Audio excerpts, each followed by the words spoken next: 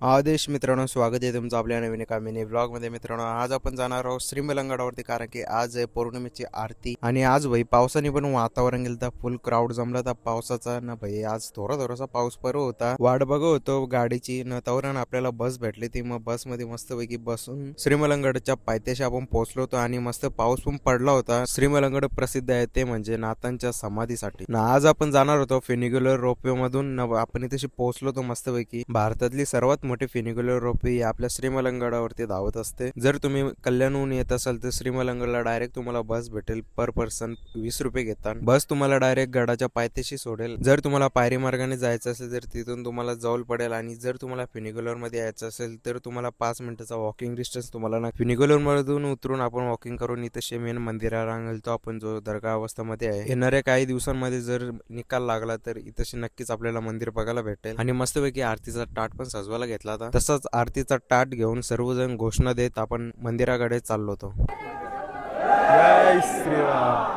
नाथ संप्रदायाचा आणि या मंदिराचा भाई काय संबंध आहे, चला तर आता मी तुम्हाला सांगतो. नाथ संप्रदायाचा पाया म्हणजे भगवान शंकर आणि गुरुदेव दत्त यांच्या आशीर्वादाने नाथ संप्रदाय पवित्र आहे. आणि याच नाथ संप्रदायाचे पहिले नाथ म्हणजे दादा गुरु श्री मलंग मच्छिंद्रनाथ महाराज यांची मेन समाधी आपल्याला बघायला भेटते.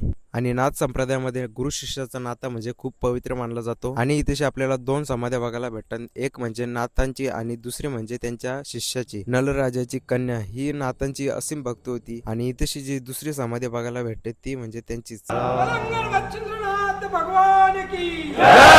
जय श्रीराम. जय श्रीराम. आई भवानी शक्ती दे, मलंगडाला मुक्ती दे. जय श्रीराम. जय श्रीराम. तर चला, जो कोणी आपल्या नाथांचा भक्त असेल त्यांनी ओम नमो आदेश कमेंट मध्ये लिहा. आणि चला भेटूया आता पुढच्या मिनी ब्लॉग मध्ये. धन्यवाद. अरे थांबा, जर तुम्हाला कोणाला पौर्णिमेच्या आरतीला यायचं असेल तर भाई मला मेसेज करा, मी तुम्हाला नक्कीच रिप्लाय देईन. चला, जय श्रीराम.